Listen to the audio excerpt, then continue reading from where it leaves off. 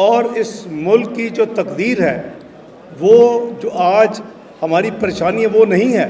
इस मुल्क की तकदीर है मुस्लिम उम्मा के 57 मुल्कों में एक पाकिस्तान है, उसको लीड करना। अल्लाह ताला ने इस मुल्क को इन हस्तियों की दुआओं से और नबी पाक सल्लल्लाहु अलैहि वसल्लम के सदक़े से एटमी कुव्वत बनाया। वो मियाँ मोहम्मद नवाज शरीफ 28 मई 1998 को आप याद होगा, अल्लाह ताला के फजल करम से दिसंबर 1998 से इस मुल्क की मिज़ाइली जो एक प्रोग्राम था उसको तरतीब दिया गया। उस वक़्त जनाब मियाँ मोहम्मद नवाज शरीफ वज़ीर आज़म थे और ये खादम वज़ीर ख़जाना था। अल्लाह ताला के फजल करम से आज पाकिस्तान मिज़ाइली कुव्वत भी बन चुका है। अब इसको मुआशी कुव्वत बनाना है। ये मुआशी कुव्वत 2017 में अगर ये कुछ पॉलिटिकल इंस्टेबिलिटी मुल्क में ना आती तो आज ये मुआशी कुव्वत अल्लाह के फजल से बन चुका होता और ये 24वीं दुनिया की बड़ी मईशत बन चुका था। ये मैं नहीं कह रही, ये बैनुल-अक़वामी जो है उस वक़्त के जो है अनाउंसमेंट्स हैं। और इसको इस मुल्क को जिस तेज़ी से ये तरक्की कर रहा था 2013 से 2017 तक, जब मियाँ मोहम्मद नवाज शरीफ को निकाला गया तो इतनी तेज़ी से तरक्की कर रहा था कि दुनिया का जो सबसे एक ग्लोबल अदारा है इस हवाले से उसने क्या कहा कि पाकिस्तान चंद सालों में जो दुनिया की सबसे बड़ी 20 मईशतें हैं, उसको G20 कहते हैं, उसमें शामिल हो जाएगा। बहरहाल अब वो रोने धोने का फ़ायदा नहीं है और 20 से 18 के बाद जो कुछ हुआ वो आपके सामने है। आज महंगाई का तूफ़ान है, बिजली की कीमतें आसमान पे हैं और दूसरे मसाइल हैं, लेकिन ये हम अपने हाथों से ये सब कुछ इस मुल्क की तबाही देखी और अनफॉर्चुनेटली मैं कहूँगा बदकिस्मती है कि वो मुल्क जो G20 की तरफ जा रहा था वो 4 साल के कलील अरसा में 47वीं मईशत गिर के बन गया। तो इंशाअल्लाह वज़ीर आज़म शहबाज शरीफ साहब की क़यादत में और मियाँ मोहम्मद नवाज शरीफ साहब की रहनुमाई में दिन रात कोशिश हो रही है कि जितनी जल्दी हो सके अवामी मसाइल को हल किया जाए, मईशत को तरक्की दी जाए। जब पिछले साल आपने याद होगा कि ये तकरीबन 35% के करीब जो ये नीचे आके 11% पे आ चुकी है। इसी तरह दूसरे जो इशारे हैं मुआशी वो भी बेहतर होंगे और अल्लाह ताला के फजल करम से इस मुल्क से दहशत गर्दी का दोबारा खात्मा होगा। आपको याद है 2014 में दहशत गर्दी का खात्मा शुरू हुआ और ख़त्म किया फिर दहशत गर्दी को। लोड शेडिंग 18 घंटे का जो इस मुल्क में 2013 में होती थी उसका खात्मा अपने 5 साल दौर में मियाँ मोहम्मद नवाज शरीफ साहब के दौर में हुआ। तो ये इंशाअल्लाह नामुमकिन नहीं है, ये मेरा ईमान है कि हमने पाकिस्तान को मदद, हम सारे मेहनत करेंगे तो पाकिस्तान वो मुकाम हासिल करेगा जिसकी ख्वाब जनाब कायद आज़म और हज़रत अल्लामा इकबाल ने देखी थी और जिसकी इस वक्त जो कोशिश हो रही है कि हम जितनी जल्दी हो सके हम उस वापस 47वीं मईशत से उससे 24 की तरफ जाएं और फिर 20वीं मईशत में 20-30 तक इस मुल्क को शामिल करें। तो अल्लाह ताला ने चाहा तो इंशाअल्लाह आपकी दुआओं से और इन हस्तियों के नज़र करम से इंशाअल्लाह पाकिस्तान को जल्दी मुकाम हासिल करेगा। दुआओं में याद रखें, अगले 2 दिन बहुत ही ज़रूरी हैं और बहुत ख़ुसूसी दिन है। आज का दिन भी, कल का भी, परसों पीर की रात को इख्तितामी दुआ होगी इंशाअल्लाह। तो अल्लाह ताला जहां आप सब की हाज़िरी कबूल करें। आपसे दरख्वास्त है कि पाकिस्तान के लिए आप खुसूसी पाकिस्तान को दुआ में शामिल रखें। इंशाअल्लाह पाकिस्तान रोशन उभरता और सारा दुनिया में एक दिन बड़ी जल्दी बनेगा। बहुत पाकिस्तान के लिए गवर्नमेंट बड़ी जद्दोजहद कर रही है, महंगाई कम कर रही है, रिलीफ कम दिया जा रहा है, लेकिन जो आपकी दीगर पार्टी हैं वो आपके आगे रोड़े अटका रहे हैं। और दूसरी तरफ आप जिस तरह पीपल्स पार्टी के लिए उनकी पैगाम दिए गए, लेकिन पीपल्स पार्टी तो रोज़ आए दिन आपके लिए मुश्किलात पैदा कर रही है। आप समझती हैं कि ये हुकूमत साथ आपके चल सके? इंशाअल्लाह पाकिस्तान अगर मुल्क में सियासी और माशी इस्तेहकाम के लिए बानिया पीटीआई से मुज़ाकरात हो सकते हैं?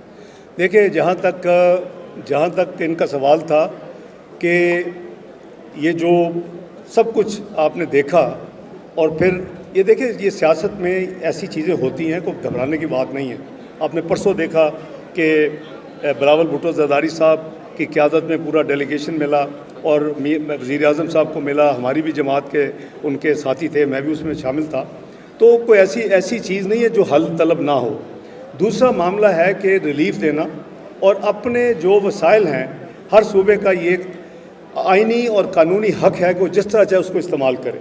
तो अगर पंजाब ने एक बड़ी मेहनत करके, हिम्मत करके 14 रुपये फ़ी यूनिट कम किया है तो आप दूसरे सूबों पे इसको ज़बरदस्ती ठोंस नहीं सकते। अब उनको अपील कर सकते हैं, जो कि मियाँ मोहम्मद नवाज शरीफ साहब ने की और वज़ीर आज़म साहब ने की, शहबाज शरीफ साहब ने, लेकिन उनको आप ज़बरदस्ती नहीं कर सकते। अब आपका सवाल देखिए, मैं रिकन्सिलिएशन में बहुत बिलीवर हूँ और मैं आपको याद कराना चाहता हूँ कि आज से 10 साल पहले जो धरना हुआ था 126 दिन का, वो इस कादम की क़यादत में जो नेगोशिएशन हुई कई हफ्ते, उसके नतीजे में उठा। लेकिन एक चीज़ है जो कि रेड लाइन है, वो है कि पाकिस्तान की सलामती पे वार, वो है कि पाकिस्तान के जो हमारे अदारे हैं, सिक्योरिटी अदारों के ऊपर वार। आप जब उस तक यानी उस हद तक चले जाएंगे तो मैं समझता हूँ कि अपने लिए कोई गुंजाइश नहीं छोड़ते। तो इसलिए आपका सवाल जो है वो बड़ा यानी इम्पॉर्टेंट है, लेकिन चूँकि कानून अपना course, law is taking its own course, और कानून अपना रास्ता बना रहा है, जो आउटकम आएगी उसके बाद फिर ऑब्वियसली पीटीआई का जलसा मनसूख हुआ था, पीटीआई का जलसा मनसूख हुआ था और कहा गया था कि नून लीग को कहा गया था कि जलसा मनसूख किया जाए। तो क्या ये जो वज़ीर आला केपी के थे उनके कहने पर मनसूख किया गया था? नहीं, इस तरह नहीं है भाई, आप प्रजम्पशन पे ना चलें, वो ये मुनासिब नहीं होता। क्योंकि ये जो जलसा था उसकी जो ये आपका जो भी कमिश्नर है, इस्लामाबाद में चीफ कमिश्नर है, उसका प्रोगेटिव है फैसला करना सारे हालात को सामने देखते हुए। 2-3 चीज़ें कन्वर्ज हो रही थी उस दिन। एक और जो इस्लामी पार्टी है वो मूवमेंट थी, उसके एक सुप्रीम कोर्ट से फैसला आना था। तो आप जानबूझ के इस तरह का दिन ना फिर आप सेलेक्ट करें कि जिसमें लोगों को तकलीफ़ हो। इसके बावजूद, बंद होने के बावजूद, हमारे जो सीनियर जो ब्यूरोक्रेट्स थे और जो सरकारी मुलाजमीन थे, वो 4 से 6 घंटे की ताख़ीर से दफ्तर पहुंच सके। तो आप देखेंगे, ये मेरा मतलब कि आप वेन्यू ऐसा चुने कि आपको मसला ना हो, अब दिन ऐसा चुने कि जो सरकारी जो मामला है उसमें ख़राबी ना हो। देखें, ये बार बार वो जो पुराना तरीका है ना जी 2014 वाला, वो अब नहीं होने दिया जा सकता। टेस्ला के मुकाबले में BYD अपना प्लांट लगा रही है पाकिस्तान में।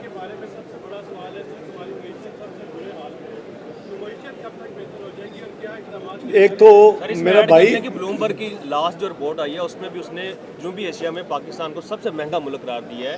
तो उस हवाले से बता दें कब रिलीफ मिलने वाला है? अब नहीं, देखे भाई, ये कोई बिजली की तरह switch on switch off button नहीं होता इकॉनमी कि आप इसको दबाएं तो ये ठीक हो जाएगा, इसको बंद करें तो बंद हो जाएगा, ये नहीं है। आपने देखा कि 2013 में इस मुल्क में मैंने अर्ज़ किया जैसे 18 घंटे की लोड शेडिंग थी, दर्जनों दहशतगर्दी के हर हफ्ते वाक़यात होते थे और इकॉनमी का इतना बुरा हाल था कि आप दुनिया चीखो पुकार कर रही थी कि जी हम बर्दाश्त नहीं कर सकते। कितना वक्त लगा, लोग जो बड़े अदारे थे दुनिया के बैनुल अक़वामी, वो कहते थे 10 से 15 साल लगेंगे पाकिस्तान से बाहर निकलने में। हमें कितनी देर लगी? 3.5 साल। दुनिया सारी मुतरिफ़ हुई। पाकिस्तान के आके जितने बैनुल अक़वामी मालियाती अदारे हैं, उनके सदूर, उनके चीफ एग्जीक्यूटिव MD पाकिस्तान आ गए, पाकिस्तान की तारीफ़ें की। मियाँ नवाज शरीफ साहब को मिले, मेरे साथ बैठ के मैरियट और सरीना में पाकिस्तान की तारीफ़ें की और क्या कहा, Pakistan is likely to be the second choices place for foreign direct investment. एक बड़े अदारे ने ये कहा दुनिया ने कि forget about India, look at Pakistan. हमने तो अपने हाथों से हम जो टेक ऑफ कर रहे थे उसकी अल्लाह हमें जो भी ऐसे लोग उनको हिदायत दे, और यार मुल्क को जाने दें, ऊपर टेक ऑफ करने दें, मुल्क को G20 में शामिल होने दें। ये जब एक दफ़ा हो जाएगा, हम माशी कुव्वत बन जाएंगे, तो फिर इंशाल्लाह मैं समझता हूँ कि लोगों को रिलीफ मिलेगा। बहुत शुक्रिया। कंपनी पाकिस्तान में अपना प्लांट खोल रही है। डॉक्टर साहब, जोन सा आलमी कंपनी BYD टेस्ला के मुकाबले में जो है वो पाकिस्तान में अपना प्लांट खोलने जा रही है, इस पे क्या कहते हैं? बड़ी अच्छी बात है। ये आपका ख्याल है कि ये इतने बड़ा जो इन्वेस्टमेंट है BYD की जो आप बात की, को ऑटोमेटिक आ गया? भाई उन्होंने हमारी पॉलिसीज़ देखी है, उन्होंने हमारे काम देखा है, उन्होंने देखा कि इस मुल्क की 33% इन्फ्लेशन जो है वो नीचे आके अब ऑलरेडी 11.6% पे आ गई है। उन्होंने देखा है कि इस मुल्क पे जो इंटरेस्ट रेट था वो 22% से 19.5 पे आ गया और ये नीचे जा रहे हैं चीज़ें, इकनॉमिक इनके ठीक हो रहे हैं, तो फिर इन्वेस्टर आता है। तो अल्लाह का फजल है, अभी बहुत और इन्वेस्टर आप देखेंगे आएंगे पाकिस्तान।